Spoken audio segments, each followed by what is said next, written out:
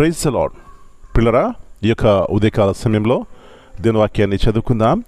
యోబు గ్రంథము 5వ అధ్యాయము 18వ వచనం. Job chapter 5 and verse 18. ఆయన గాయపరిచి గాయమును కట్టును, ఆయన గాయము చేయును, ఆయన చేతులే స్వస్థపరచును. For he maketh sore and bindeth up, he woundeth, and his hands make whole. యేసు ప్రభువారి అతి శ్రేష్టమైన నామములో పిల్లరా మీ అందరికీ శుభములు తెలియజేస్తున్నాను. మరి ఇక నూతన ఉదయకాలము మనం చూస్తున్నామంటే ఇది దేవుని యొక్క కృప అనే సత్యాన్ని జ్ఞాపకం చేసుకుని ఆయనకి కృతజ్ఞత ఆస్తులు చెల్లించుకుందాం. మంచిది. ఇక్కడ మనము చదువుకున్న రీతిగా ఈ యొక్క మాటలు ఎవరు అంటున్నారంటే యోబు యొక్క స్నేహితుడు ఎలీఫజ్ అంటున్నటువంటి మాటలు. ఆయన గాయపరిచి గాయమును కట్టును.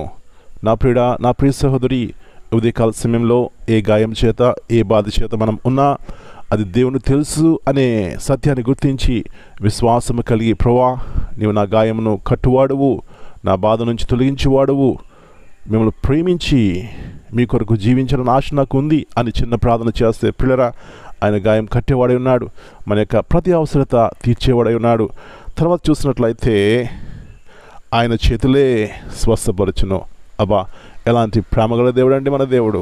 ఆయన చేతులు మనం స్వస్థపరుస్తాయి. ఈ ఉదయకాలం సమయంలో ఏ వ్యాధి చేత ఏ రోగం చేత అది ఆత్మ సంబంధమైన శరీర సంబంధమైన దేని ఎదుట సాగిలు పడినట్లయితే ఆయన చేతులే మనం స్వస్థపరుస్తాయి. అలాంటి కృప ఉదయకాల సమయంలో దేవుడు మనందరికీ దయచినగాక. ప్రార్థన చేసుకుందాం. పరలోకమందున మా తండ్రి, పరిశుద్ధమైన దేవా, మరి నూతన శ్రేష్టమైనటువంటి సమయాన్ని బట్టి మీకు వందనాలు చెల్లిస్తున్నాం. తిరిగి మీ వాక్యం ద్వారా మనం బలపరుస్తున్న మీకు వందనాలు. యోబు యొక్క స్నేహితుడు ప్రభువా ఎలీఫజ్ అంటున్నటువంటి శ్రేష్టమైనటువంటి మాటలు, ఆయన గాయపరచును, ఆయన చేతులే స్వస్థపరచును. అవునాయన, మీ యొక్క చేతులే మమ్మల్ని స్వస్థపరుస్తాయి. మా యొక్క అనుదిన జీవితంలో కలిగే ప్రతి ఒక్క అవసరత అదే మీరు తీరుస్తారు. వాస్తవానికి ఎంతోమంది ఆయా రీతిలుగా శరీర సంబంధమైన బాధల్లో ఉన్నారు. వారిని స్వస్థపరిచేవాడు నీవే. ఆత్మీయంగా కూడా బాధలో ఉన్నవారు, ప్రభువా ఆత్మీయ అవసరంలో ఉన్నవారు, వారు కూడా మీ వైపు చూసినప్పుడు రక్షణ కలుగుతుంది. కాబట్టి రక్షణతో కూడినటువంటి సాక్ష్యం ద్వారా వారి జీవితాల్లో మీ కార్యం చేయమని మనం మీ చేతిగా అప్పగించుకుంటూ ఈ దినమంతా ప్రతి కీడు అపాయం తప్పించమని యేసయ్య అతి పరిశుద్ధమైన ఘనమైన నామమును బట్టి ప్రార్థన చేస్తున్నాను తండ్రి. Amen. God bless you all. My dear brothers and sisters, greetings in the precious name of our Lord and Savior Jesus Christ. And this morning we have read from Job chapter 5 and verse 18.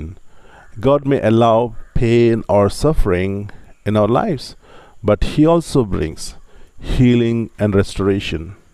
His discipline comes from love, and His ultimate purpose is to heal and bless us. And this morning time, what pain you have, what type of situation you are in, but God knows everything. God is in control. So believe this truth and put your trust in God who heals us. In Jesus' name, Amen.